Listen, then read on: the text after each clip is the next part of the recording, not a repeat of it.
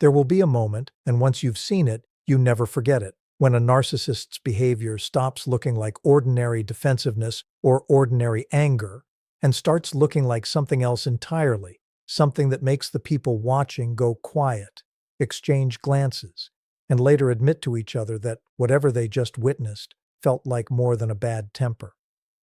If you've ever seen a narcissist shift into that specific gear and felt a chill you couldn't fully explain with ordinary psychology, today we're naming exactly what that shift represents and why it shows up specifically when you've become someone they can no longer control. Before we go further, I want to be honest about how we're using this language today because it matters.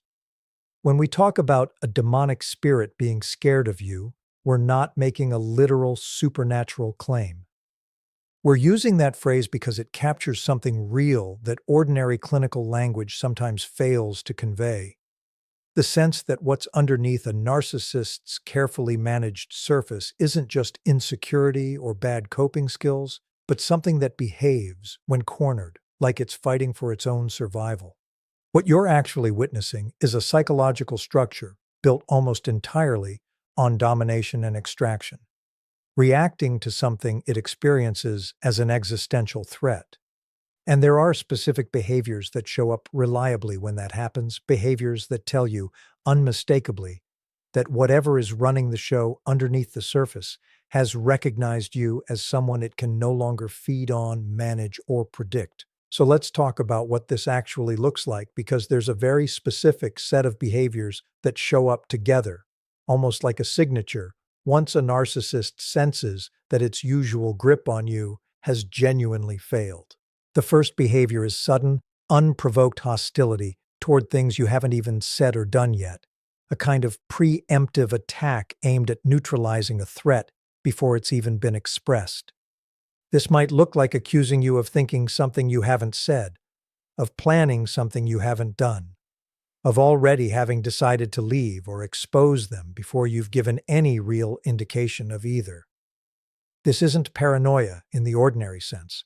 It's a kind of hypervigilant threat detection, because on some level, they've sensed a shift in you they can't fully name or control, and rather than sit with that uncertainty, the system attacks the shadow of the threat before it has a chance to fully materialize. This preemptive hostility is one of the clearest signs that something underneath the surface recognizes you differently now, not as a source to be managed through the usual charm and manipulation, but as a genuine risk to be contained.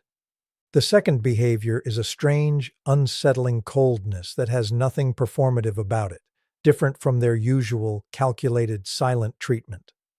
This coldness doesn't have the texture of punishment, designed to make you chase or apologize. It has the texture of genuine withdrawal into something almost predatory, watchful, assessing. People who've witnessed this specific version of coldness often describe it as feeling like being looked at by someone calculating rather than someone hurt. This matters because it reveals that the usual emotional performance, the wounded feelings, the manufactured hurt, has been abandoned entirely, replaced by something far more transactional and far more honest about what's actually happening underneath, an assessment of whether you remain useful, controllable, or dangerous. The third behavior is a sudden, almost desperate need to recruit allies against you specifically, moving fast, working multiple relationships simultaneously, building a coalition before you've even realized a battle has begun. This isn't the ordinary discrediting campaign we've discussed in other conversations. It's faster, more urgent, more comprehensive, reaching out to people who haven't spoken in years, mending old bridges specifically so those people can be recruited into the effort. This urgency reveals something important. A system that felt secure wouldn't need to move this fast, this comprehensively, to shore up defenses. This is a full mobilization, and full mobilizations only happen in response to threats that feel genuinely existential rather than merely inconvenient. The fourth behavior, and this one tends to be the most viscerally unsettling to witness, is a complete collapse of the usual charm into something that looks disturbingly like contempt, worn openly, without any attempt to disguise it. This is where you might hear things said about you, or to you, with a coldness that feels genuinely different from anger, statements delivered flatly, almost clinically, designed to wound with precision rather than heat. This isn't rage. Rage still has warmth underneath it, still has some connection to the relationship being damaged.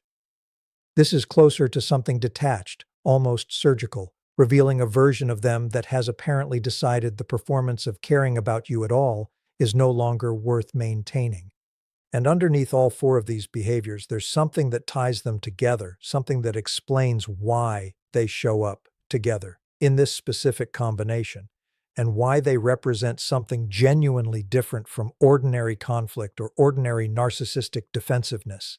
And that's exactly where we need to go next. That's exactly where we're going next.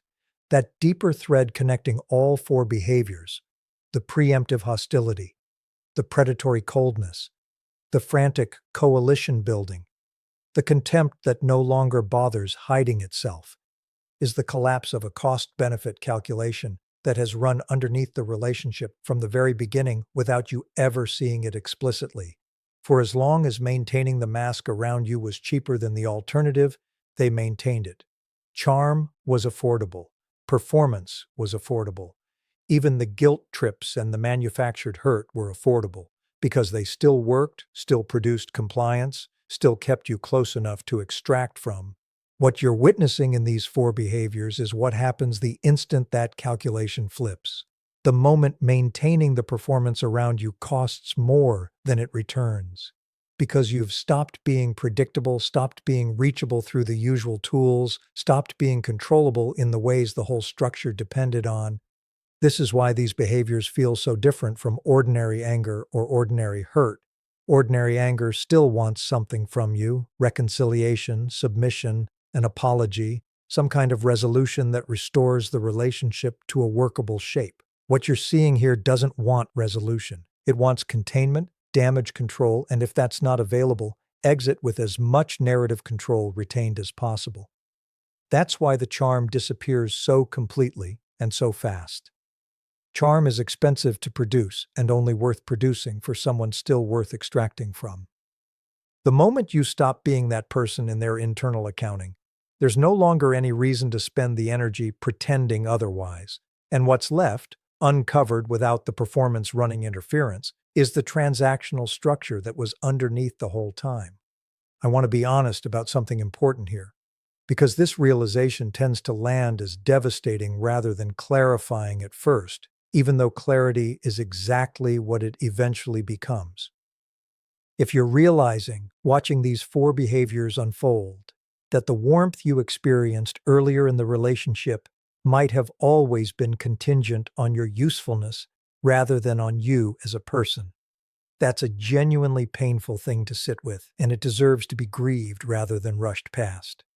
But I want to offer you something alongside that grief because it matters for how you carry this forward. The fact that the mask came off completely, that the contempt stopped hiding itself, that the coalition building started moving at this kind of urgent speed is not actually evidence that you did something wrong. It's evidence that you stopped being manageable. And stopped being manageable is, in almost every case, a direct result of your own growth, your own clarity, your own refusal to keep absorbing behavior that was never acceptable in the first place. Now, I want to address something practical, because recognizing these four behaviors clearly has real consequences for how you should move forward, not just intellectually. When a narcissist reaches this stage, the stage where the performance has fully dropped and what remains is contempt, predatory assessment, and frantic mobilization against you, this is precisely the moment where prioritizing distance over understanding and safety over closure becomes essential. Someone operating from a place this exposed, this stripped of the social restraint the mask used to provide, has fewer internal checks on their own behavior than they had even a few months earlier, not more. The performance, dishonest as it always was, still functioned as a kind of guardrail, a reason to moderate the worst impulses in service of protecting an image. Once that image is no longer worth protecting in their eyes, the guardrail goes with it, and that has real implications for what kind of behavior becomes possible next, which is exactly why recognizing this shift early matters so much. I also want to name something for anyone in the middle of the coalition building phase specifically, because it's one of the more disorienting parts of this entire experience.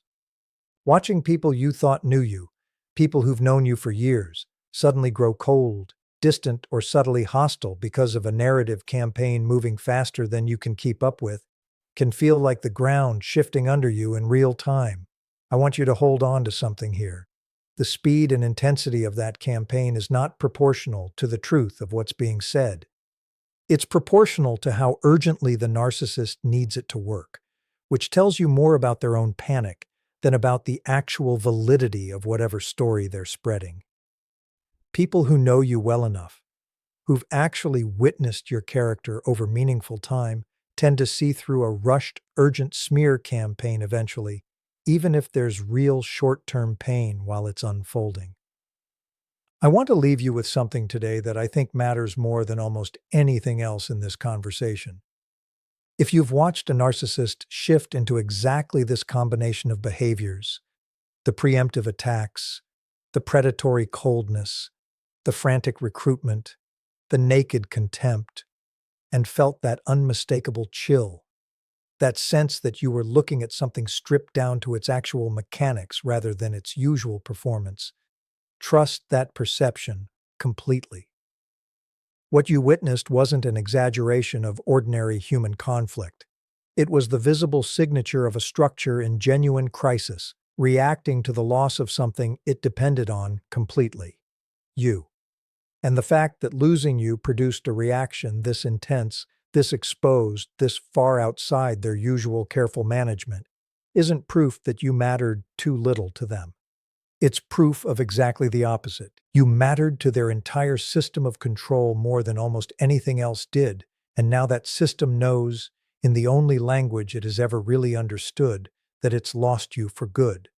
If this named something you've witnessed and never quite had words for, know that you're far from the only one who's seen this exact unmasking, and there's a lot more we can work through together as we go.